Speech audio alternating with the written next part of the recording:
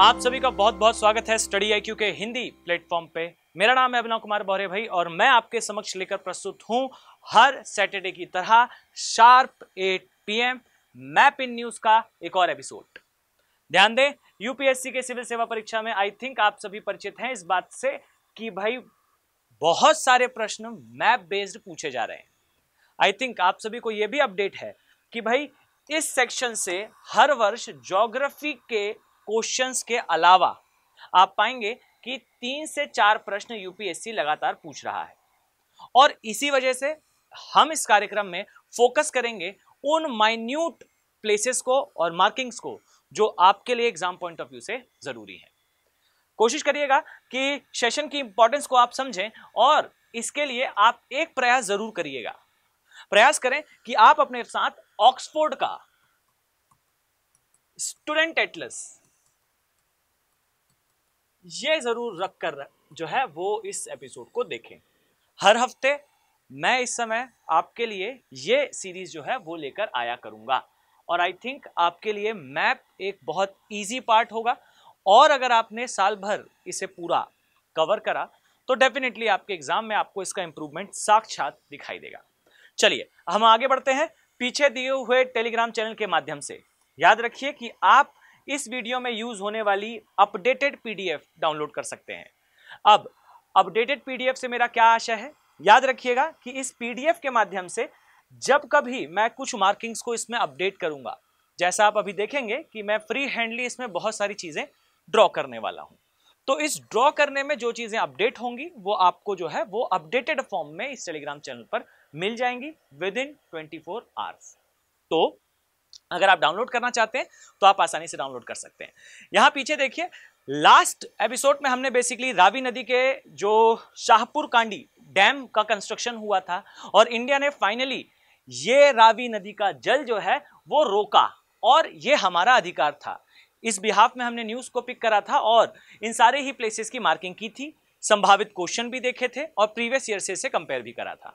इसी तरीके से भारत ने फिलीपींस को ब्रह्मोस सुपरसोनिक मिसाइल की पहली खेप भेजी थी, इसीलिए हमारे लिए फिलीपींस खासा इंपॉर्टेंट हो जाता है। हमने यहां पर बच्चे कवर करा था कि फिलीपींस के 3 मेजर पोर्शंस हैं और इन पोर्शंस में कौन सी पीक, कौन सी रिवर, कौन सा माउंटेन किस प्लेस पे आता है, ये हमने कवर कर रखा है। इसी प्रकार से आसियान देशों का क्रम देखा था और इस क्रम के आधार पर बेसिकली हमने इनकी राजधानियों को, इनकी लोकेशंस को मार्क करा था। प्रीवियस ईयर क्वेश्चन भी सॉल्व करा, आसियान देशों को भी देखा। पेट्रोलियम उत्पादन के कारण मेक्सिको जो कि न्यूज में था, हमने इस न्यूज को पिक करते हुए सारी मार्किंग्स को इस स्थान पर प्लॉट करा था।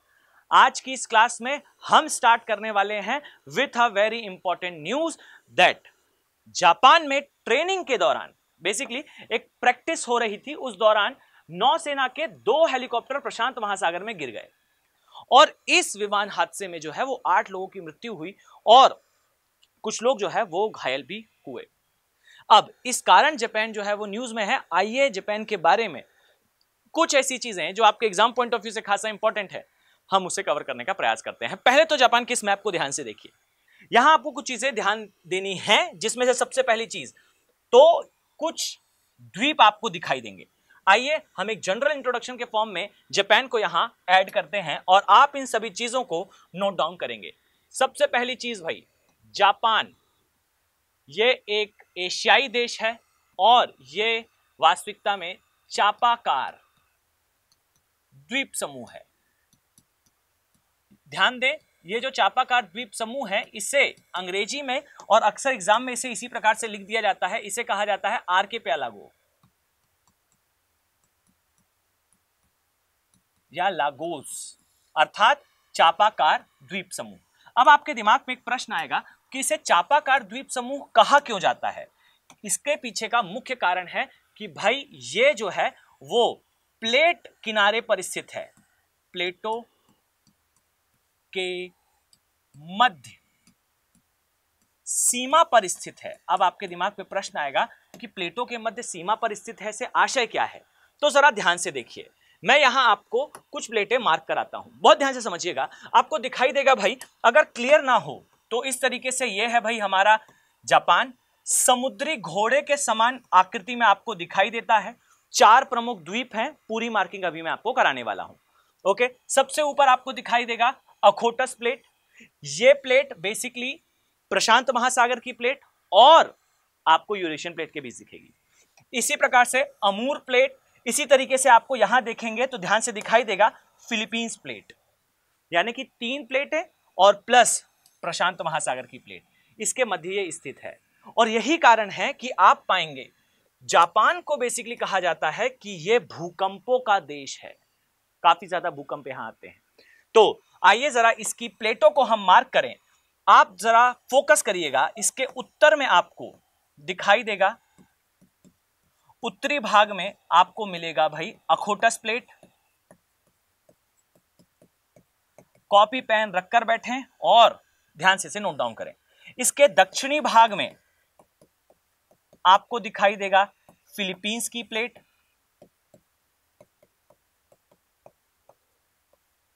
इसी प्रकार से आपको इसके पूर्वी भाग में यहां पर आपको दिखाई देगा अमूर प्लेट। ध्यान दें, भाग में आपको इसमें दिखेगा अमूर प्लेट। और लास्टली इसके पश्चिमी भाग में बच्चे आपको दिखाई देगा, नोट डाउन करिएगा, पश्चिमी क्षेत्र में आपको मिलेगा लास्टली प्रशांत महासागर की प्लेट।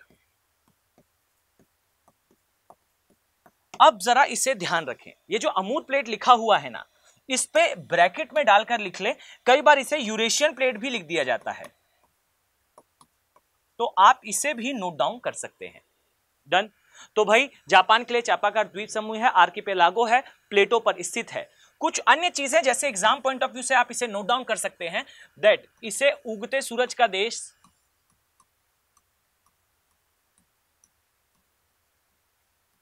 उगते सूरज का देश भी कहा जाता है, और यह एशिया का पूरी तरह से डेवलप्ड विकसित एकमात्र राष्ट्र है। चलिए अब जरा इसके भौगोलिक एरिया पर हम मूव करते हैं। जरा ध्यान से देखिएगा इस देश के आकार को। कुछ इस प्रकार से आपको एक द्वीप दिखाई देगा सबसे पहले, इसके पश्चात आपको यहां पर दूसरा एक बड़ा द्वीप दिखाई देगा, और इसी तरीके से आप जो है वो यहां 2 अन्य द्वीप भी पाएंगे। यहां आपको द्वीपों के क्रम से प्रश्न पूछने की संभावना अत्यधिक दिखाई देती है। रीजन मैं अभी आपसे डिस्कस करता हूं। जरा हम इसे एडजस्ट करें भाई और आए इसे इस प्रकार से देखते हैं। सबसे पहले ये जो द्वीप दिख रहे हैं, इन द्वीपों का क्रम आपको याद रखना है। सबसे पहले आपको दिखाई देगा होकाइडो, फिर आपको एक और दिखाई देगा होन्शु, होन्शु द्वीप। यहां 4 प्रमुख द्वीप है भाई, होकाइडो, होन्शु, ये है भाई जिसे कहते हैं शिकोकू, और लास्ट है इसे कहा जाता है क्योशु।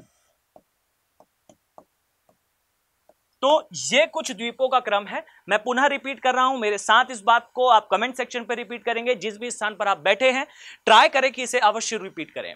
होन्शु, होकाइडो, शिकोकू, क्योशु 4 द्वीपों के नाम है, लेकिन क्रम इसका इस प्रकार से है होकाइडो, होन्शु, शिकोकू और लास्टली आपको दिखेगा क्योशु। क्रम में ये दक्षिण में आता है, ये कुछ उत्तर में आता है, इस बात का विशेष ध्यान रखिएगा। ओके, इस तरीके से आपको ये दिखाई देता है। क्रम में आपको इस बात का विशेष ध्यान रखना है। चलिए आगे बढ़ते हैं। अब जरा फोकस करिए, आपको कुछ मार्किंग्स इसेंशियली करनी है। जैसे सबसे इंपॉर्टेंट तो यहां आपको दिखाई देगा एक माउंटेन। क्या नाम है इस माउंटेन का? इसे कहा जाता है माउंट फूजी। फाइन, इसे माउंट फूजी के नाम से जानते हैं। यह एक ज्वालामुखी पर्वत है, क्लियर। और इसके ही जस्ट सामने यानी कि पैरेलली सागर वाले एरिया में नोटिस करिएगा आपको एक ट्रेंच दिखाई देगा, एक गर्त दिखाई देगा। याद रखिए इसे बच्चे कहा जाता है जापान गर्त, जापान गर्त। डन। ये बेसिकली प्रशांत महासागर की अग्नि मेखला का हिस्सा है, इसलिए make sure this is important. Okay, इसी तरीके से आप यहां पाएंगे कि जो शिकोकू है, इस द्वीप के सामने भी आपको एक ट्रेंच दिखाई देगा, इसे कहा जाता है रिक्यू। फाइन, गर्भ। इसके कुछ नाम अन्य भी हैं, मिलते जुलते ही हैं, आप आंसर तक पहुंच जाया करेंगे। फाइन, अब देखिए यहां कुछ अन्य चीजें हैं, जैसे जरा नोट डाउन करने का प्रयास करिएगा। आपको दो माउंटेन रेंजेस दिखाई देंगी, अगर मैं आपको यहां पर इस नक्शे पर भी दिखाऊं तो याद रखें आपको दो माउंटेन रेंजेस, सबसे पहले यहां देखेंगे तो एक है भाई जिसे कहा जाता है कितामी माउंटेन, डन। एक दूसरा है जिसे कहा जाता है हिकाडा माउंटेन रेंज, ओके। एक है भाई कितामी और एक है हिकाडा, हिडाका, फाइन, कितामी हिडाका। आइए जरा इसे भी हम प्लॉट करते हैं, कुछ इस तरीके से दिखाई देगा, कितामी और हिडाका। ये दोनों ही आपको कहां दिखाई देंगे, होकाइडो में। तो नोट डाउन करिएगा, इसे कहा जाता है हिडाका पर्वत बच्चे, और इसे कहा जाता है कितामी, डन। तो कितामी प्लस हिडाका। इसी तरीके से यहां आपको एक और पर्वत श्रेणी दिखाई देगी। अब किस द्वीप की चर्चा हो रही है, होन्शु द्वीप की। होन्शु द्वीप में आपको इस तरीके से एक और पर्वत श्रेणी यहां देखने को मिलती है, जो बेसिकली माउंट फुजी के उत्तरी भाग में है। मैं अगर आपको नक्शे पर दिखाऊं, मुझे ऐसा लगता है कि मेरे फ्री हैंड मैप ड्रॉ करने पर आप ज्यादा आसानी से उस चीजों को समझ पाएंगे। तो यहां देखेंगे तो यह आपको बच्चे दिखाई देगा माउंट फुजी। इसके ऊपरी भाग में हिडा नाम से दूसरा पर्वत है, यहां हिंडा नहीं है, हिडा है, ओके। यहां भी हिडाका है, ये हिडा है, ये हिडाका है, डन। यूपीएससी इस प्रकार से माइन्यूट चीजों पर प्रश्न पूछता है। मैंने आपको कई बार एग्जांपल दिया, इंद्रावती, इरावती, सागरमती, सारामती, साबरमती और शरावती, मिलते जुलते शब्द हैं। क्योटो, इसके अलावा सेम नाम से क्वेटा, क्यूटो, क्वीटा, चार अलग अलग प्लेसेस हैं। नाम और प्रोनाउंसिएशन बहुत समान दिखाई देता है, प्रश्न पूछे जाते हैं, इसलिए ध्यान दें। यहां आपको कुछ मार्किंग्स और दिखेंगी, जैसा मैंने आपको बताया, यह है भाई हिडा पर्वत, ओके, ये आपको दिखेगा। ये कहां पर है भाई, फुजी जो ज्वालामुखी है इसके उत्तरी भाग में है, डन।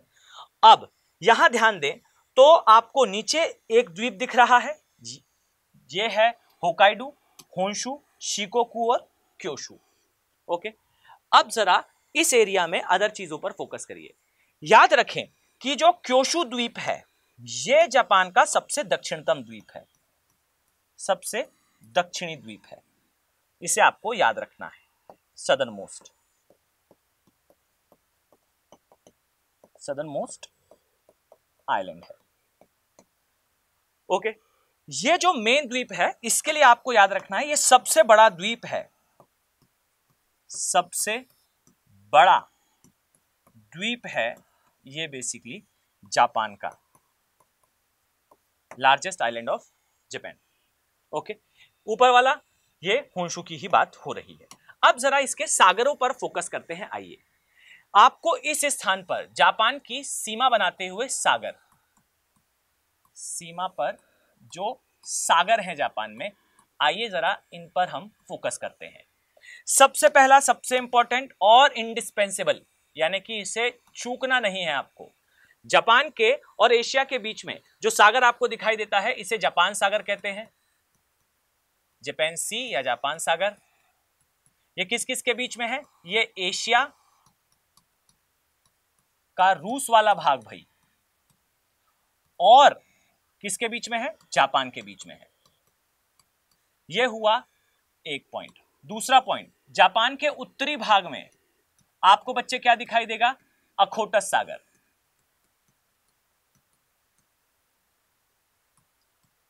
डन। इसके ऊपरी भाग में यहां पर भाई अखोटस सागर है, अखोटस सी है, क्लियर हो गया। इसके बाद इसके जो पश्चिमी भाग है, इस वाले एरिया में पश्चिमी भाग, ये वाला भाग, ठीक है, जो पश्चिमी हो गया है भाई, माफ कीजिएगा, पूर्वी भाग, जो पूर्वी भाग है यहां आपको प्रशांत महासागर दिखाई देगा। मैं इस एरिया की बात कर रहा हूं, कंफ्यूज मत होइएगा, मैं इस एरिया की बात कर रहा हूं। और जो लास्ट है इसे कहा जाता है दक्षिण विभाग में दक्षिण चीन सागर, ये साउथ में है, इसके माफ कीजिएगा पूर्वी चीन सागर। ओके, इसके कौन से भाग में है? पूर्वी भाग में। जरा इसे एक बार नक्शे पर देख लेते हैं। देखिए ये है जापान सागर या जापान सागर, भाई रिपीट करिएगा मेरे साथ। ऊपर भाई यहां दिख नहीं रहा है, यहां अखोटस सागर है, ये प्रशांत महासागर है, और जरा इस नक्शे पर आप बेहतर तरीके से देख पाएंगे, यहां आपको जो है पूर्वी चीन सागर दिखाई देगा। जापान सागर, पूर्वी चीन सागर, प्रशांत महासागर और अखोटस सागर, और ये है भाई हमारा जापान। कैपिटल है भाई इसकी टोक्यो, ये आती जापान के सबसे बड़े द्वीप में ही है। क्लियर हो गया? आपने सारी चीजें नोट डाउन कर ली। ओके, आई होप आपने इसे नोट डाउन जरूर करा है। अब आइए जरा इस प्रश्न पर फोकस करते हैं। देखिए जापान के संदर्भ में निम्नलिखित जो प्लेसेस हैं उन्हें जरा ध्यान से देखें। फाइन, ये द्वीपों का क्रम है। यहां देखेंगे आप तो आपको दिखाई देगा होन्शु, होकाइडो, शिकोकू, क्योशु। पूछा गया है कि निम्नलिखित में से कौन सा विकल्प आपको सही लगता है जो कि उत्तर से दक्षिण की दिशा में द्वीपों के क्रम को बताता है। अब देखिए, अगर आप एक अच्छे आईएएस एस्पिरेंट हैं, सीरियस विद्यार्थी हैं, तो आई थिंक आपने अब तक इसका आंसर कमेंट सेक्शन में लिख भी दिया होगा कि भाई एग्जैक्टली यहां पर क्रम क्या है।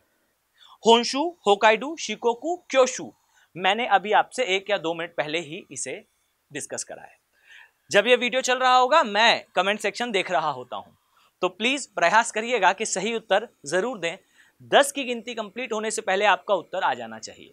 ओके, अगर मैं सही उत्तर की चर्चा आपसे करना चाहूं तो आई थिंक साक्षात है भाई इसका उत्तर आपके सामने। यहां आपको दिखाई देगा बच्चे होकाइडो, फिर आपको दिखाई देगा भाई यहां पर लिखा हुआ जो क्योशु है सबसे नीचे, यहां सबसे नीचे क्योशु, ये शिकोकू और ये होन्शु, ये लिखा हुआ है भाई होन्शु।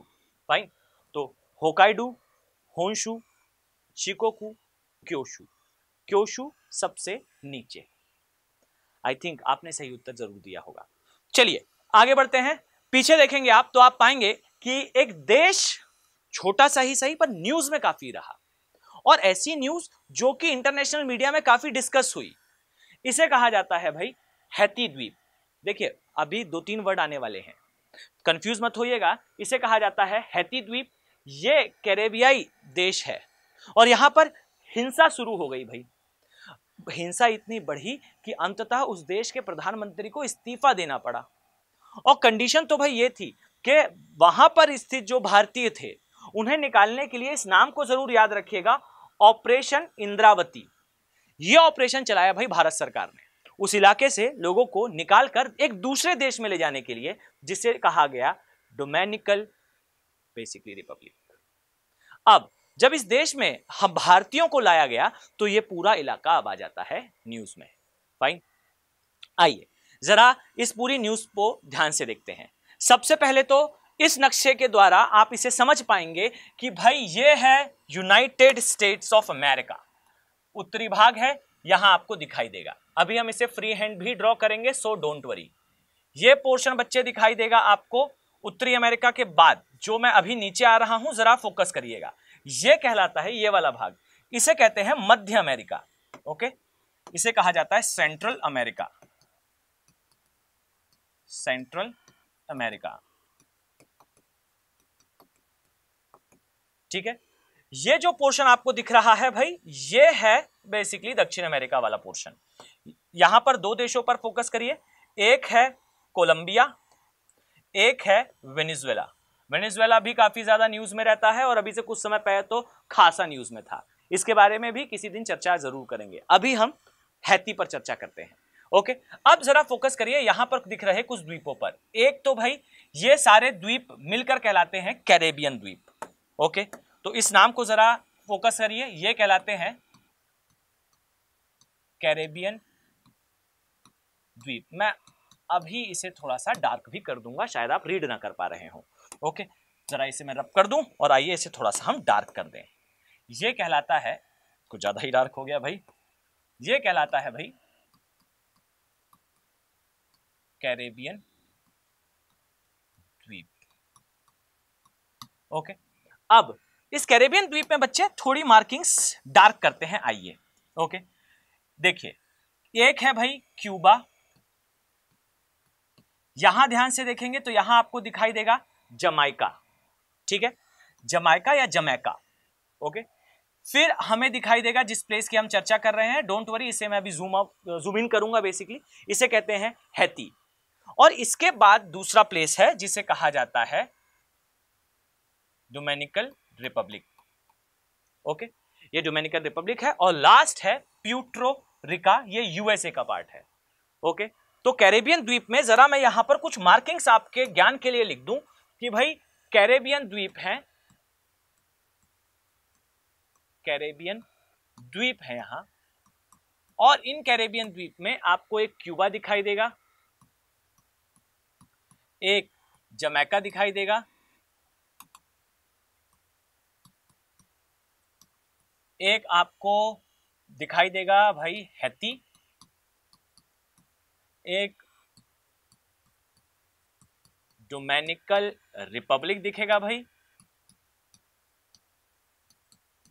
और साथ में लास्टली आपको प्यूर्टो दिखाएगा, प्यूर्टो रिका दिखाई देगा।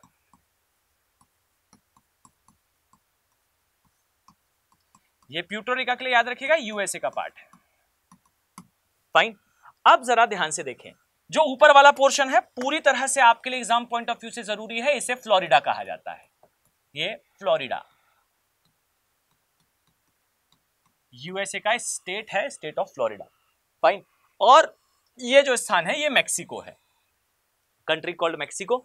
मेक्सिको के बाद होंडुरस, इसके बाद निकारागुआ, कोस्टारिका, पनामा। ठीक, ये सेंट्रल अमेरिकन देश है, पता ना हो तो मैं यहां केवल हिंट के लिए आपके लिए लिख रहा हूं, होंडुरस, इसके अलावा यहां पर निकारागुआ, कोस्टारिका, पनामा। फाइन, इसे थोड़ा सा आप ध्यान दें। अब जरा आए हैती पर चर्चा करते हैं, ठीक है, आइए इसे हम फ्री हैंडली पहले ड्रॉ कर लें। तो सबसे पहले तो भाई जो हैती है, ये इन ऑल टोटल भाई है तो एक कैरेबियाई देश ही, कैरेबियन द्वीप है, पहली बात सबसे इंपॉर्टेंटली। सेकंड सबसे इंपॉर्टेंट बात याद रखिएगा कि इस देश की अधिकांश आबादी जो है वो मूलतः अफ्रीका से दास के रूप में लाई गई थी, और ये पहले जो है ये फ्रांस का उपनिवेश रहा है, ठीक है। साथ ही इस देश के लिए एक और बात याद रखिएगा कि ये देश जो है, इस देश की सीमा अर्थात इसकी बॉर्डर, याद रखिए कि इसकी जो स्थलीय सीमा है एकमात्र देश के साथ लगती है, इसकी स्थलीय सीमा। ओके, ये जो सीमा है याद रखिएगा ये लगती है केवल और केवल डोमिनिकन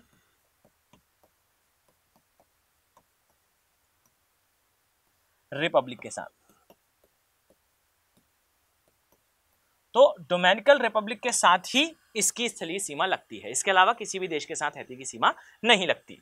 अब जरा इस देश की कुछ मार्किंग्स पर आइए फोकस करते हैं। ओके, आइए जरा हैती को फ्री हैंडली ड्रॉ करते हैं ताकि आप इसे बेसिकली ठीक से पढ़ पाएं। ओके, यहां आपको कुछ इस प्रकार से जो है हैती दिखाई देगा। ये वाला हिस्सा जो है वो कंटिन्यूएशन में है, यहां पर भी जमीन है भाई, फोकस करिएगा। ये प्लेस बेसिकली ऐसा है जहां आपको जमीन दिखाई देगी। ये डोमिनिकन रिपब्लिक बच्चे इसका हिस्सा है, डन, मतलब यहां स्थलीय भाग है। एक शब्द इस आकार को देखकर आप अंदाज लगाइए, आप फोकस कर पाएंगे। इस द्वीप को देखकर आपको एक आकृति याद आ रही है, कौन सी आकृति है वो? याद रखिए ये कहा जाता है हॉर्स शू, अर्थात घोड़े की नाल के समान दिख रहा देश है, इसलिए हैती के लिए भी कई बार कहा जाता है कि ये हॉर्स शू अर्थात घोड़े की नाल के आकार का देश है। आई थिंक आप लोग परिचित हैं घोड़े की नाल किस प्रकार से होती है। ठीक है, तो घोड़े की नाल के आकार का ये देश कहा जाता है, नाम है इसका हैती। आइए जरा इसके कुछ प्लेसेस के बारे में चर्चा करते हैं। सबसे पहले तो इसमें दो प्रायद्वीप हैं, एक उत्तरी प्रायद्वीप, एक दक्षिणी प्रायद्वीप। ओके, जो उत्तरी प्रायद्वीप है इसमें कुछ प्लेसेस को मार्क करना है, जो दक्षिणी है उसमें कुछ प्लेसेस को देखिएगा बहुत ध्यान से। सबसे पहले तो बच्चे आपको यहां पर एक माउंटेन रेंज दिखाई देगी, एक पर्वत श्रेणी दिखाई देगी। ठीक है, इस पर्वत श्रेणी को क्या कहा जाता है, तो जरा फोकस करिएगा। यहां आपको एक मार्किंग दिखाई देगी, इसे कहा जाता है मैसिव ड्यू नॉर्ड। फाइन, इसी तरीके से इसके थोड़ा नीचे आएंगे तो यहां आपको एक दिखाई देगा, इसे कहते हैं सेंट्रल प्लेट्यू, केंद्रीय पठार वाला भाग। फिर यहां आपको कुछ और, जैसे मैसिव डी ला सेले, फाइन, कई बार इसे डेला सेले भी कहा जाता है, मैसिव डेला सेले। इसी प्रकार से मैसिव डेला हॉटे, इसकी प्रमुख पर्वत श्रेणियां हैं। आइए जरा हम अपने मैप पर भी इसे ड्रॉ करते हैं। तो मैसिव यहां आपको दिखाई देगा, मैसिव डी, ध्यान से देखें, मैसिव डी नॉर्ड। इसी तरीके से इसके थोड़ा नीचे आएंगे तो फोकस करिएगा, यहां आपको एक पठारीय भाग दिख रहा था। फाइन, ये एक पठारीय क्षेत्र है, इसे क्या कहा जाता है, ध्यान दे, इसे कहा जाता है सेंट्रल प्लेट्यू या केंद्रीय पठार। आइए जरा इसे भी मार्क करते हैं, इसे कहते हैं सेंट्रल पठार भाई। डन। इसके पश्चात जरा यहां देखें, आपको इस आकृति में कुछ मार्किंग्स कम है, इसका उपयोग कहां है मैं आपको बताने वाला हूं। इसके पश्चात मैसिव डेला सेले, आइए जरा इसे भी मार्क कर लें, मैसिव डेला सेले। ये इसके कहां पर दिख रहा है बच्चे आपको, ये इसका दक्षिण और ये वाला इसका पूर्वी, दक्षिण पूर्वी हिस्सा है डेला सेले, मैसिव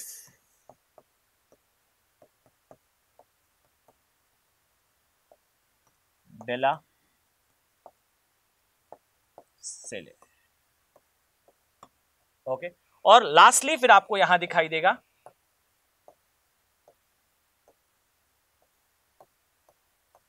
मैसिव डेला हॉटे, मैसिव डेला हॉटे।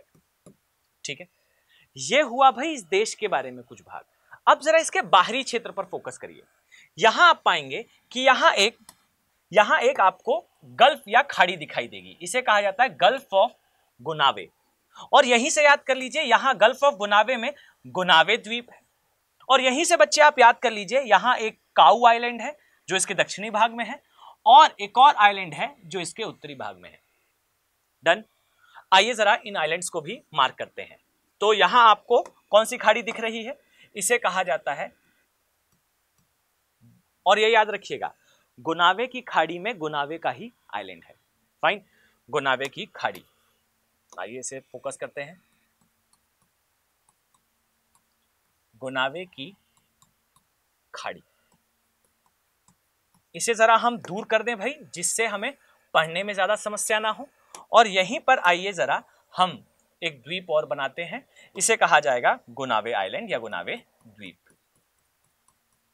इस प्रकार के प्रश्न, गुनावे द्वीप, इस प्रकार के प्रश्न अक्सर यूपीएससी पूछा करता है। डन। इसी तरीके से दक्षिणी भाग में बच्चे आप आएंगे तो इसे कहा जाता है काऊ द्वीप, COW, काऊ द्वीप। क्लियर है। और लास्टली आपको एक और द्वीप दिखाई देगा जो इसके उत्तरी भाग में है। अगर मैं आपको दिखाना चाहूं तो यह है, इसे कहा जाता है टोर्टुगा द्वीप। ओके, तो आइए जरा हम इसे भी भाई मार्क कर लें, इसे कहा जाता है टोर्टुगा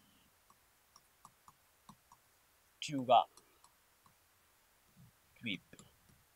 ये सारे द्वीपों का क्रम भी याद रखिएगा, टोर्टुगा द्वीप, फिर गुनावे द्वीप, और लास्टली काऊ द्वीप। ये सभी कहां आते हैं, ये सभी आते हैं हैती प्लेस पे। ठीक, हैती कहां पर है ये आपको दिखाई देगा, बेसिकली हमारे कैरेबियन द्वीप के पास। अब जरा इस बात पर थोड़ा सा और फोकस करिए। याद रखें कि इसके आगे यहां पर आपको जरा मैं आपको एटलस पर भी दिखाऊं और इसे आप लोग याद से नोट डाउन भी करेंगे भाई। ओके, यहां देखें तो आपको दिखाई देगा कि ये क्यूबा वाला हिस्सा है, तो आप नोट डाउन करेंगे कि भाई क्यूबा जस्ट अ सेकेंड भाई, आपको दिखाई दे बेहतर तरीके से, क्यूबा व हैती, इन द्वीपों के बीच में बेसिकली एक पैसेज है जिसे कहा जाता है विंडवर्ड पैसेज या विंडवर्ड चैनल। ओके, नाम याद रखिएगा, इसे कहा जाता है विंडवर्ड चैनल। बच्चे ये विंडवर्ड चैनल जो है ये क्यूबा को किससे अलग कर रहा है? रिपीट कर लीजिएगा, इसे रिपीट करिएगा, ये अलग कर रहा है क्यूबा और हैती को। Done, clear. अब नेक्स्ट बात सुनिए, यहां आप एक बात और नोटिस करेंगे, आप पाएंगे कि जो हैती द्वीप है ये यहां, अगर मैं आपको जरा नक्शे में जो जूम करके बना हूं, जरा इसे क्लीन करते हैं, आइए, ठीक है। अब देखिए हैती के जस्ट नीचे कौन सा देश आ रहा है भाई? हैती के जस्ट नीचे कौन सा देश दिखाई दे रहा है? जमाइका। तो हैती और जमाइका के बीच में जो स्थान है, पैसेज है, उसे जमाइका स्ट्रेट कहते हैं।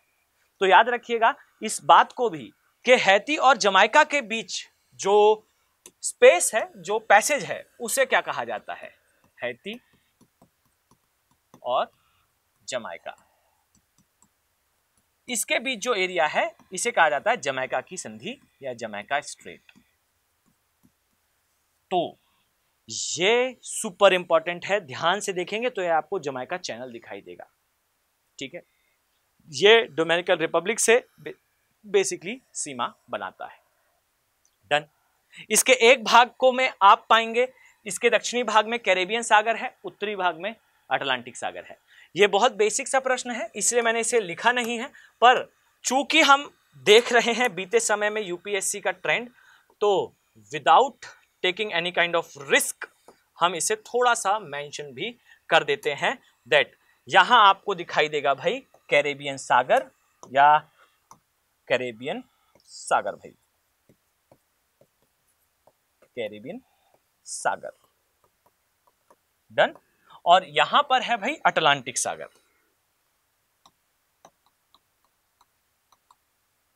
अटलांटिक सागर या सी। ये तो द्वीपीय भाग है, ये एज इट इज रहेगा। आई थिंक आपके लिए यहां तक की जानकारी पर्याप्त है, इससे ज्यादा डिटेलिंग मुझे बिल्कुल नहीं लगता कि यूपीएससी आपसे पूछ सकता है। चलिए आगे बढ़ते हैं और नेक्स्ट डायमेंशन पर फोकस करते हैं। प्रश्न को ध्यान से देखिएगा और उत्तर देने का प्रयास जरूर करें। क्या लिखा है भाई यहां पर प्रश्न? निम्नलिखित देशों और क्षेत्रों में से कौन सा समूह कैरेबियन समूह का भाग है? फाइन, जरा प्रश्न पर देखें। यह लिखा हुआ है प्यूर्टो रिको, फिर लिखा हुआ है बेलीज, फिर लिखा है, यहां ध्यान दें, ये जो देश हैं प्रश्न के उत्तर को देने से पहले याद रखें इन देशों के नाम आपने कब कहां किस समय सुने हैं, इसे जरूर नोटिस करिएगा। मैंने इन प्लेसेस के बारे में पहले भी चर्चा करी है। ओके, अब जरा देखिए, क्यूबा हो या बारबाडोस हो या फिर डोमिनिकन रिपब्लिक हो, पनामा हो और क्यूबा हो, इनमें से प्रयास करिए कि आपने किन किन प्लेसेस को कब कब देखा है। मैंने, चाहे वो टोबेगा द्वीप हो या फिर अन्य द्वीप हो, इनकी चर्चा आई है पहले मैपिंग न्यूज में।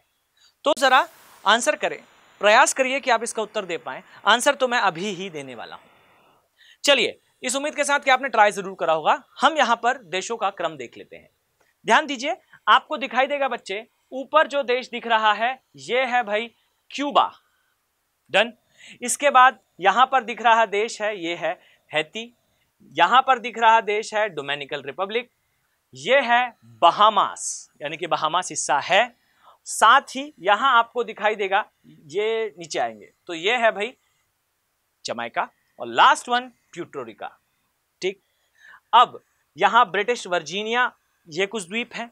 इसी तरीके से यहां जो प्लेसेस हैं, ये प्लेसेस याद रखिएगा, इन्हें कहा जाता है लेसर एंटिलीज, ये ग्रेटर एंटिलीज कहलाते हैं। ये जो द्वीप आपको दिख रहे हैं कैरेबियन सागर में, इसे कहते हैं ग्रेटर या ग्रेट एंटिलीज, ग्रेट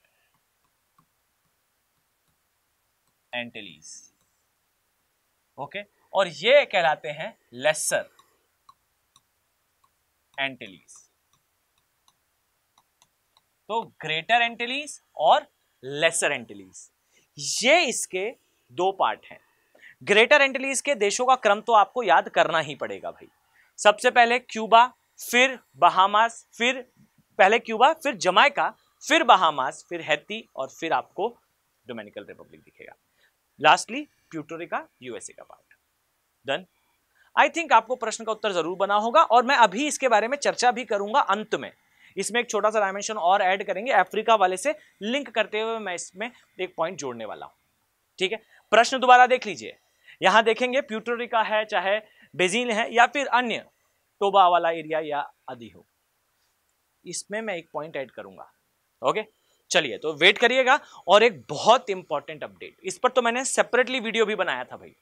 ध्यान दीजिए कि अभी से कुछ समय पहले एक ऐसा देश या एक ऐसा महाद्वीप भाई जो मानव अधिकारों का ठेकेदार सा कहा जाता है, हमारे यहां से जो लोग भागकर जाते हैं और उस देश की नागरिकता ले लेते हैं, एक्स्ट्राडिशन या मैं कहूं प्रत्यार्पण संधि, ये हस्ताक्षर होने के बाद भी हमारे लोगों को ब्रिटेन, जो यहां से भागकर गए हैं, एक बड़ा घोटाला करके गए हैं, ब्रिटेन उन्हें छोड़ने से मना करता है, ये कहते हुए कि मानव अधिकारों का उल्लंघन होगा। सोचकर देखिए, उस देश ने अपने देश में आए हुए शरणार्थियों को डिपोर्ट करा और बेसिकली उन्हें भेज रहे हैं रवांडा। और ये क्या है, तो इस बात को बस इतना समझ लीजिए कि रवांडा जब भेज रहे हैं, तब के केस में एक बार कोर्ट ने यह कह दिया यूरोपियन यूनियन के कि भाई आप अगर इन्हें भेज रहे हैं तो इनके मानव अधिकारों का जो है उल्लंघन होगा, सुरक्षित नहीं है रवांडा में, इसे निरस्त कर दिया गया। फिर ब्रिटेन की जो संसद थी, उन्होंने बिल पास करा और उसमें लिखा बिल में कि हमारी नजरों में रवांडा एक सुरक्षित देश है, और चूंकि सुरक्षित देश है इसलिए वो शरणार्थी जो ब्रिटेन भागकर अपनी सुरक्षा के लिए आए थे, उन्हें पैसों के साथ, पैसे व्यक्ति को नहीं दिए जा रहे हैं, देश को दिए जा रहे हैं कि भाई तुम अपने संसाधनों का विकास कर लेना और इन लोगों को जो है आप पाल लीजिएगा। शेमफुल एक्ट है। और वो देश जो अभी के समय मैनिफेस्टेशन अपना कह सकते हैं शो इस प्रकार से करना कि हम मानव अधिकारों के सबसे बड़े रक्षक हैं, सोचकर देखिए, act is a shameful thing in terms of my opinion. ये अलग भी हो सकते हैं और ये बिल्कुल हो सकता है कि दो अलग अलग लोगों के ओपिनियंस अलग अलग हों। तो रादर देन इस पे कि भाई इशू क्या है, याद रखिए हमें देखना है ब्रिटेन में क्या हुआ है। ब्रिटेन में होने के कारण रवांडा वाला एरिया अब जो है वो न्यूज में है। तो आइए जरा इस रवांडा वाले पूरे प्लेस की मैपिंग कर लेते हैं, बहुत ही इंपॉर्टेंट है। ध्यान से देखिए, रवांडा देश सुपर इंपॉर्टेंट। यहां आप पाएंगे ये है भाई रवांडा नामक देश। सबसे पहली बात ध्यान दें, ये जो है ये भूमध्य रेखा के दक्षिण में स्थित है, पहली बात।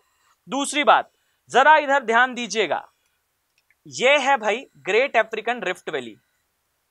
ठीक है, ये रिफ्ट वैली वाला हिस्सा है और ये रिफ्ट वैली के कौन से वाले भाग में है, ये हिस्सा कहलाता है पूर्व का, तो ये इसके पूर्वी भाग में है। ठीक है, कौन सी देश की बात हो रही है, रवांडा की। ठीक है, चलिए अब जरा इसके बारे में कुछ कुछ चीजें नोट डाउन करते हैं। आइए भाई, सबसे इंपॉर्टेंटली रवांडा देश के बारे में, कहां आता है, अफ्रीका में। जस्ट अ सेकेंड भाई, बहुत डार्क लिखाएगा तो आप लोग देख नहीं पाएंगे, इसे थोड़ा सा लाइट कर देते हैं। रवांडा देश, ध्यान दीजिए ये कहां पर आता है, ये आता है अफ्रीका में, ये अफ्रीकी देश है। ओके, दूसरी बात, ये जो है ये एग्जैक्ट आफ्टर भूमध्य रेखा के, भूमध्य रेखा के इमीडिएट सदन यानी कि बिल्कुल तुरंत बाद दक्षिणी भाग में है। ठीक है, ये ग्रेट अफ्रीकन रिफ्ट वैली के पूर्व में है। ग्रेट, मैं साइड हो जाता हूं भाई, अफ्रीकन रिफ्ट वैली,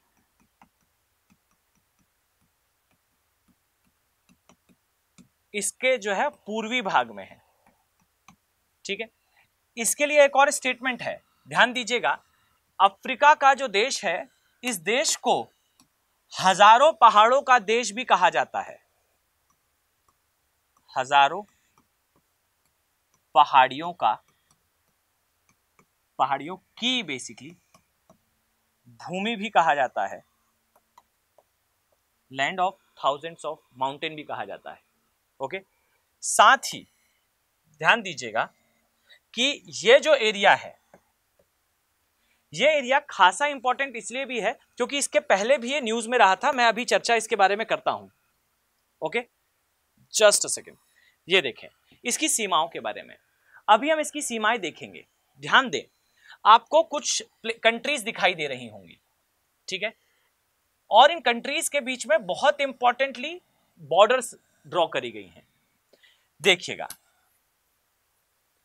यहां आप पाएंगे ये जो एरिया है इसे कहा जाता है युगांडा, ये जो एरिया है इसे कहा जाता है तंजानिया, ये है भाई इसे कहा जाता है बुरुंडी, और ये जो है इसे कहा जाता है डेमोक्रेटिक रिपब्लिक ऑफ कॉन्गो। ठीक, जरा इसे फ्री हैंडली चलिए ड्रॉ करते हैं, काफी इंटरेस्टिंग होगा आपके लिए इसे समझना। इसकी सीमाओं पर आइए चर्चा करते हैं। ठीक है, चलिए इसे ड्रॉ करते हैं इस देश को, और थोड़ा समझने का जो है वो प्रयास करते हैं।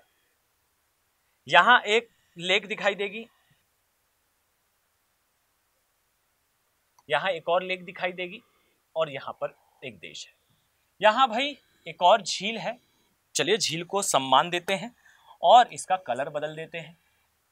ओके, ये कहलाती है विक्टोरिया झील। ठीक है, विक्टोरिया झील, आई थिंक आप इससे परिचित हैं। ये अफ्रीका की सबसे बड़ी झील है, भूमध्य रेखा इससे होकर गुजरती है। ठीक, केन्या, युगांडा, तंजानिया के बीच स्थित है। ठीक है, तो जरा आइए यहां पर कुछ देशों पर चर्चा करते हैं। सबसे पहले तो भाई यहां आपको एक देश दिखाई देगा, इसे कहा जाता है तंजानिया। ओके भाई, ये जो नीचे देश दिख रहा है आपको, इसे कहा जाता है बुरुंडी।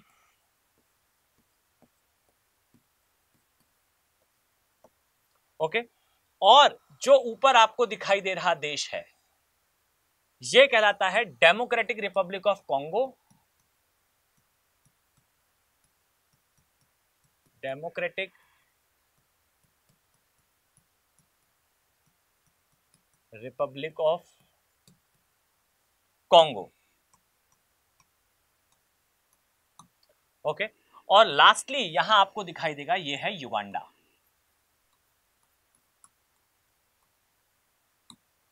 ठीक है, तो आपको युगांडा दिखाई देगा, यहां आपको तंजानिया दिखाई देगा, बुरुंडी दिखाई देगा, और डेमोक्रेटिक रिपब्लिक ऑफ कॉन्गो दिखाई देगा। ठीक है, अब जरा ध्यान से देखिएगा, सुपर इंपॉर्टेंट है भाई एग्जाम पॉइंट ऑफ व्यू से।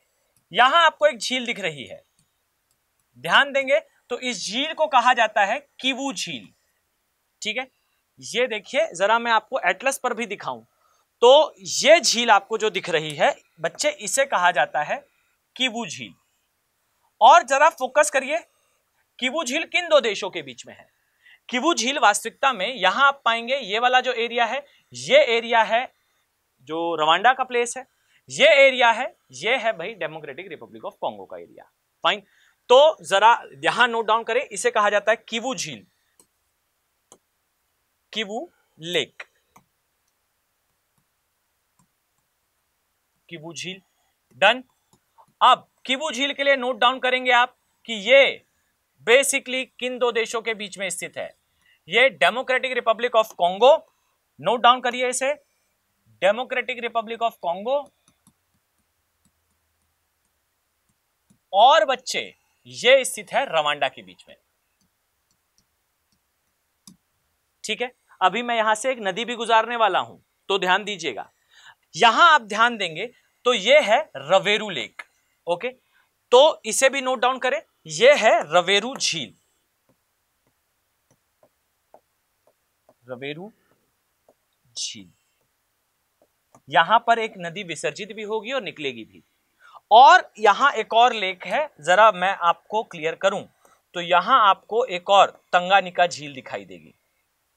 ये बेसिकली यहां नहीं है भाई, रवांडा में नहीं है, याद रखिएगा, ये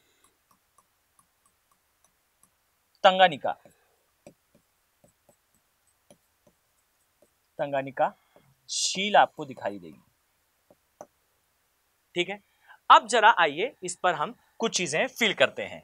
ध्यान दीजिएगा, बहुत ध्यान से याद रखिए कि भाई यहां से निकलेगी एक नदी। क्या नाम है इस नदी का? तो देखिए ये नदी आपको निकलकर जाती हुई दिखाई देगी तंगानिका झील में। इस नदी को क्या कहा जाता है? तो जरा मैं आपको नक्शे पर भी दिखाऊं भाई। यहां देखिए ये है रुसीजी रिवर। रिपीट करिएगा नाम, इसे कहा जाता है रुसीजी नदी। ओके, तो चलिए सबसे पहले तो हम यहां लिख भी देते हैं इस रिवर के नाम से, रुसीजी रिवर। ये याद रखिएगा, ये नदी बेसिकली कहां से निकलती है? ये किवू लेक से निकलती है, किवू झील से निकलती है, किवू झील से ये निकलती है। और ये कहां जाती है? तो ये तंगानिका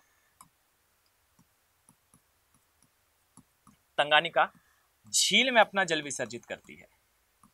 ओके, और ये जो नदी है याद रखिए ये सीमा निर्माण कर रही है, प्राकृतिक सीमा बना रही है दो प्रकार से, एक रवांडा और डेमोक्रेटिक रिपब्लिक ऑफ कॉन्गो के मध्य।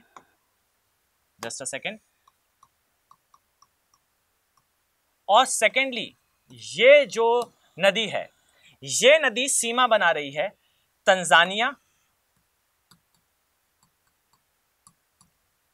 व डेमोक्रेटिक रिपब्लिक ऑफ कॉन्गो के बीच में। नहीं समझ में आया हो तो लीजिए दर्शन कर लीजिए। ये है यहां पर आता हुआ, माफ कीजिएगा, बुरुंडी, और जो है वो डेमोक्रेटिक रिपब्लिक ऑफ कॉन्गो। तो इसे थोड़ा सा करेक्ट करते हुए याद कर लीजिए, ये है बुरुंडी और डेमोक्रेटिक रिपब्लिक ऑफ कॉन्गो के बीच की सीमा। खुश है? क्लियर है? चलिए अब आगे बढ़ते हैं। यहां ध्यान दीजिए, एक और रिवर आपको दिखेगी भाई इसी स्थान पर। फाइन, कौन सी रिवर है? तो देखिए यहां एक छोटा सा पर्वतीय भाग है। ठीक है, कुछ खास नहीं है इसलिए परेशान मत होइएगा। ठीक है, यहां से एक नदी निकलेगी।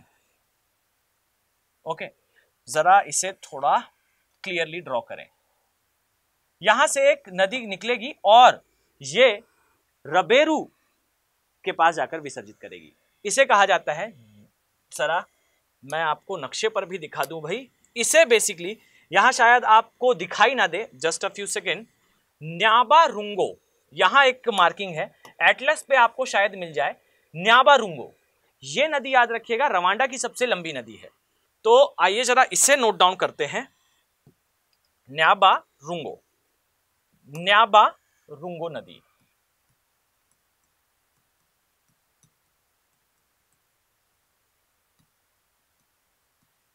यहां आपको क्या क्या चीजें याद रखनी है, ध्यान दीजिए। सबसे पहली और सबसे इंपॉर्टेंट, ये सबसे लंबी रिवर है, सबसे लंबी नदी है वास्तविकता में रवांडा की।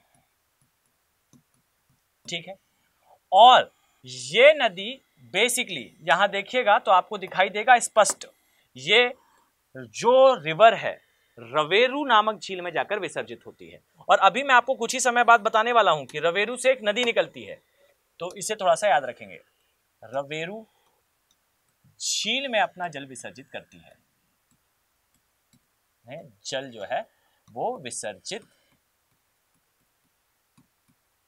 करती है। ठीक, डन। अब जरा यहां पर एक और नदी पर जरा अपनी नजरें देखिए। देखिए यहां आपको दिखाई देगा कगेरा नदी, यहां से रवेरू नदी से, रवेरू झील से निकल रही है और ये कहीं जा रही है। ये जो नदी है इसे कहा जाता है कगेरा नदी। और याद रखिएगा हम भी अपने नक्शे पर इसे मार्क करते हैं, आप भी इसे जरूर मेंशन करिएगा। इस स्थान से बच्चे ये निकलती है और ये देखिए ये कहां को जा रही है, जरा मैं इसे मार्क करूं तो ये जा रही है भाई विक्टोरिया झील में। ओके, इसका नामकरण भी हम इसी स्थान पर कर देते हैं, इसे कहा जाता है कगेरा नदी। और ये जो कगेरा नदी है, ये नदी याद रखिएगा कहां से निकल रही है, ये निकल रही है इस प्रकार से रवेरू झील से। कहां को जा रही है, विक्टोरिया झील को। कगेरा झील, नो कगेरा रिवर कहां से निकलती है, रवेरू से। कहां को जाती रही है, विक्टोरिया झील। अब बड़ी मजेदार एक चीज है, आपसे पूछना चाहता हूं इस उम्मीद के साथ बच्चे कि आप मुझे आंसर जरूर करेंगे कमेंट सेक्शन पे। देखिए ईमानदारी से मैं आप लोगों के कमेंट देखूंगा, तो जरा मुझे आंसर करें, ये कितने देशों को की जो है वो प्राकृतिक सीमा बना रही है। फाइन, यहां सामने है आपके बच्चे, ये तंजानिया है, ये बुरुंडी है और ये रवांडा है। जरा गैस करिए ये कितने देशों के मध्य सीमा बना रही है। आई थिंक आप बता पा रहे हैं, ये तंजानिया और रवांडा, ये बुरुंडी और रवांडा, इनकी सीमा बना रही है। आई थिंक आपने आंसर जरूर करा है। फाइन, ये सीमा बना रही है रवांडा व तंजानिया की, ये सीमा बना रही है रवांडा व बुरुंडी की। ओके, सो ये यहां की तीन प्रमुख नदियां हैं, कगेरा नदी, एक और है भाई न्याबरुंगो नदी और एक है रुसिजी नदी। ठीक, ये सभी कहां आ रहे हैं, ये आ रहे हैं हमारे रवांडा वाले पोर्शन में। डन।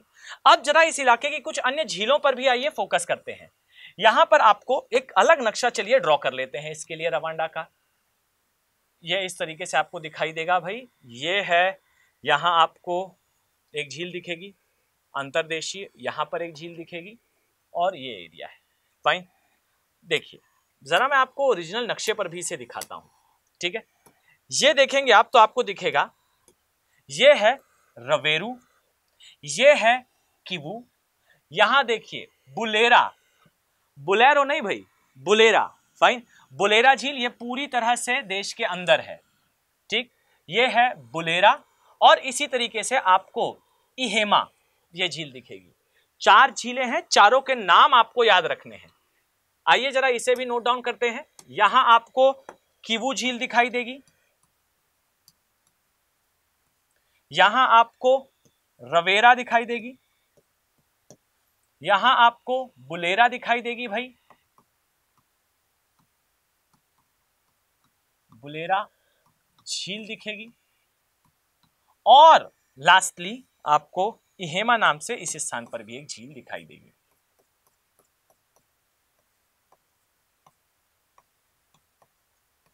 इहेमा झील। ठीक, तो इहेमा, रवेरा, किवू ये यहां की कुछ महत्वपूर्ण झीलें हैं रवांडा की। मैं इसे यहां पर लिख भी देता हूं, रवांडा की महत्वपूर्ण झील। ठीक है, किवू यहां पर रवांडा के और डेमोक्रेटिक रिपब्लिक ऑफ कॉन्गो के बीच में है, रवेरा बुरुंडी और रवांडा के बीच में है।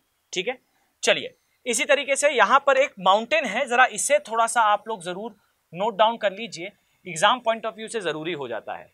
ठीक है, कौन सा माउंटेन है, ये हाईएस्ट पीक है भाई बेसिकली रवांडा की। जरा मैं आपको नक्शे पर इसे दिखाऊं तो ज्यादा बेटर होगा।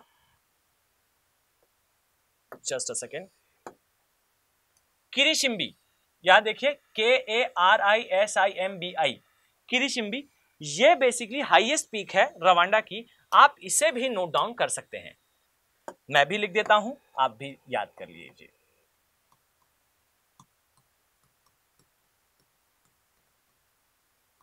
इसकी सबसे ऊंची चोटी है रवांडा की।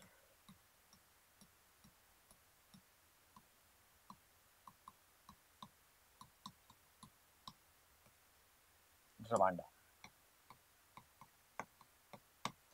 आई थिंक आपके लिए रवांडा के रिस्पेक्ट में इतनी इंफॉर्मेशन मोर देन सफिशिएंट होगी एग्जाम पॉइंट ऑफ व्यू से। फाइन, चलिए इस पर आधारित जरा हम कुछ प्रश्नों को देखते हैं। यहां ध्यान दें, अफ्रीका के संबंध में निम्नलिखित कथनों पर विचार करने के लिए कहा गया है। भाई यहां पर कुछ झीलों के नाम लिखे हुए हैं, फोकस करिए। एक है चाड झील, चैड भी कहा जाता है कई बार, इसी प्रकार से तंगानिका झील, मलावी झील, विक्टोरिया झील, तुर्काना झील। उपरोक्त झीलों में से कितनी झीलें जो है वो विवर्तनिकी की गतिविधियों के कारण, अर्थात इसे कहा जाता है प्लेट टेक्टोनिक का मूवमेंट, से निर्मित है। प्रश्न पर फोकस करिएगा, कंसेप्चुअल प्रश्न है, मैप बेस्ड भी है और आप पे कंसेप्ट भी चेक करता है। ध्यान दीजिए, यहां पूछा गया है कि कौन कौन सी विवर्तनिक गतिविधियों से बनी है, केवल 2, 3, 4 या सभी। ओके, मैं देख रहा हूं भाई, आंसर करिएगा कमेंट सेक्शन में। आइए जरा इसके उत्तर पर हम चर्चा करते हैं। सबसे पहली चीज तो इसका उत्तर देने के लिए बच्चे आपको ज्ञान होना चाहिए इस बात का कि अफ्रीका में विवर्तनिकी गतिविधियों के कारण झीलें बनी कहां पर हैं। ओके, तो इस तरीके से आप पाएंगे कि ये अफ्रीका का कुछ रफ सा मैप है और इस मैप पर आप आसानी से अंदाज लगा सकते हैं कि ये जो हिस्सा है ये अफ्रीका का टूट रहा है, ये प्लेस ब्रेक हो रहा है बेसिकली अफ्रीका का। इसे कहा जाता है great African rift valley, great African rift valley.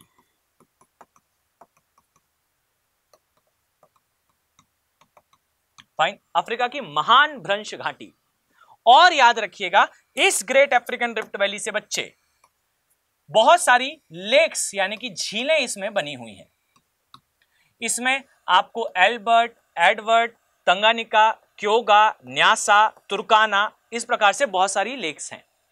Fine, लेकिन ध्यान दीजिए इसके 2 पोर्शन के बीच में यहां पर एक इसका लिम इस प्रकार से अलग होता है, इस तरीके से यहां से भी ये जो है वो रिफ्टिंग हुई है। और ये जो झील आपको दिख रही है ये विक्टोरिया है और मैंने बच्चे इसकी डिटेल मैपिंग भी कराई है और विक्टोरिया झील के लिए मैंने बताया है कि ये अफ्रीका की भ्रंश घाटी के मध्य स्थित है, मध्य बच्चे स्थित है पर हिस्सा नहीं है, ये इसका भाग नहीं है। फाइन, और भाग नहीं है तो फिर बनी कैसे है, तो सिंपल वर्ड्स में याद रखिएगा कि अगर किसी स्थान में कठोर चट्टाने हैं और नरम चट्टाने हैं, नरम चट्टाने समय के साथ जल्दी अपर्दित हो जाएंगी, अपर्दित होकर ये समाप्त हो जाएंगी, उस स्थान पर डिप्रेशन बनेगा और डिप्रेशन अर्थात जहां से अवसाद गायब हो चुके हैं उस स्थान पर झील बन जाएगी। तो ये बेसिकली अपर्दन की क्रिया से निर्मित झीलें हैं, अर्थात कमजोर चट्टानों के समाप्त होने से या अपर्दित होने से ये बनती हैं, इन्हें कहा जाता है बेसिन झीलें, जो कि एक बेसिन के अनुसार अकॉर्डिंगली निर्मित होती हैं। डन, तो ये बेसिकली बेसिन झील है, कौन सी, विक्टोरिया। और इसी तरीके से याद रखिएगा जो आप चैड झील देख रहे हैं ये भी बेसिन झील है। यहां पर इस नक्शे पर नहीं, मेरी बात पर ध्यान दीजिएगा, ये चैड झील जो है वो 4 देशों के मध्य आती है। चैड झील जो है ये 4 देशों के मध्य आती है। यहां एक नाइजीरिया है, एक नाइजर है, एक कैमरून है और एक खुद चैड देश है। ये इन देशों के मध्य स्थित है। तो बेशक इसका आंसर आप दे चुके हैं कि भाई यहां पर दर्शाया गया जो चैड झील वाला पार्ट है ये नहीं है और साथ ही जो विक्टोरिया झील वाला पार्ट है ये दोनों ही विवर्तनिकी की गतिविधियों से नहीं बनी है। अर्थात आंसर आपका केवल 3 होगा, तंगानिका होगा, मलावी होगा और तुर्काना इसका उत्तर होगा। आई थिंक सेशन काफी लंबा था लेकिन a lot to learn from this session।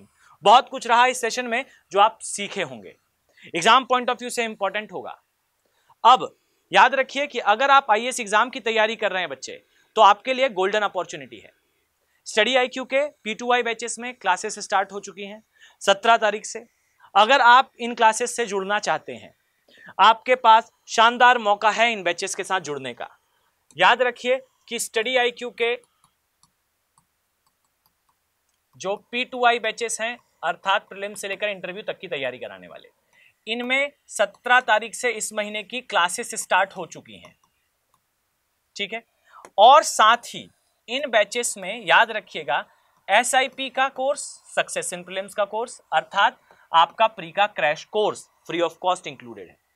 MRP बोले तो मेंस रेसिडेंशियल प्रोग्राम फ्री में इंक्लूडेड है। प्री क्वालिफाई करिए और इसका पार्ट बनते हैं तो प्री क्वालिफाई होगा ही, बस ईमानदारी से पढ़ाई करिएगा। स्टडी IQ दिल्ली में अपने प्रेमाइसेस में आपको बुलाकर आगे की सारी तैयारियां कराएगा। डन। साथ ही SIP MRP के अलावा इंटरव्यू गाइडेंस प्रोग्राम भी मिलेगा, अर्थात आपकी इंटरव्यू, मॉक इंटरव्यूज, डैफ फॉर्म, सब कुछ स्टडी IQ कराएगा। आपको कोई टेंशन नहीं लेनी। इतना ही नहीं बच्चे, ये भी याद रखिए 1-to-1 मेंटरशिप है। रिटायर्ड IAS ऑफिसर्स आपको गाइडेंस देंगे। ये सब कुछ P2I बैचेस में केवल क्या करना है, आपको A के लाइव कोड का यूज करना है। 27,999 की कॉस्ट पे आप इस बैचेस का पार्ट बन सकते हो। ओके, ये हुई एक बात। दूसरी बात भाई, अगर आपका ज्योग्राफी ऑप्शनल है और अगर नहीं है और आपने चुना नहीं है अब तक, तो मेरी एडवाइस ये होगी, one of the most interesting optional, कुछ सबसे इंटरेस्टिंग ऑप्शनल्स में से एक है। रोचक है, समझ पर आधारित है, रटने जैसा कुछ नहीं होगा। क्लासेस काफी इंटरेक्टिव, काफी इंटरेस्टिंग होंगी। क्लासेस में पढ़ने पर आपको एक बात समझ में आएगी कि आप क्लास में बोर नहीं हो रहे।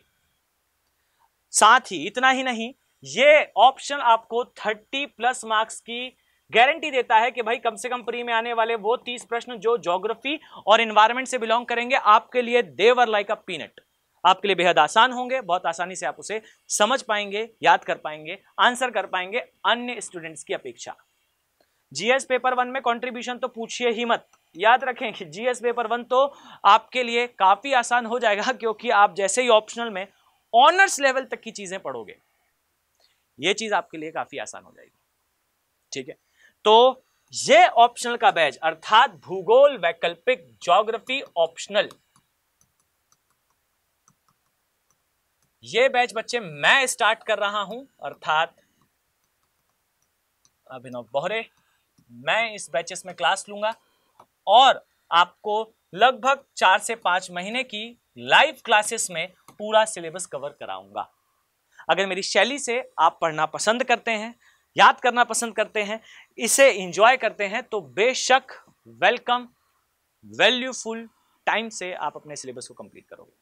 और एटलीस्ट मेरी आप सभी से एक विनती जरूर है, ये ज्योग्राफी को एज अ ऑप्शनल सब्जेक्ट अपना चुने जरूर। वाई? बिकॉज सबसे ज्यादा पोटेंशियल्ड है ये सब्जेक्ट। आपका एग्जाम, आपके एग्जाम को एक डिफरेंट लेवल पर ले जाने की क्षमता रखता है ये ऑप्शनल। इस उम्मीद के साथ भाई कि मैं आने वाले समय में आप सभी सीरियस IAS एस्पिरेंट्स को इन बैचेस में देखने वाला हूं। चलिए मिलते हैं नेक्स्ट वीडियो में। Have a very nice day. Thank you.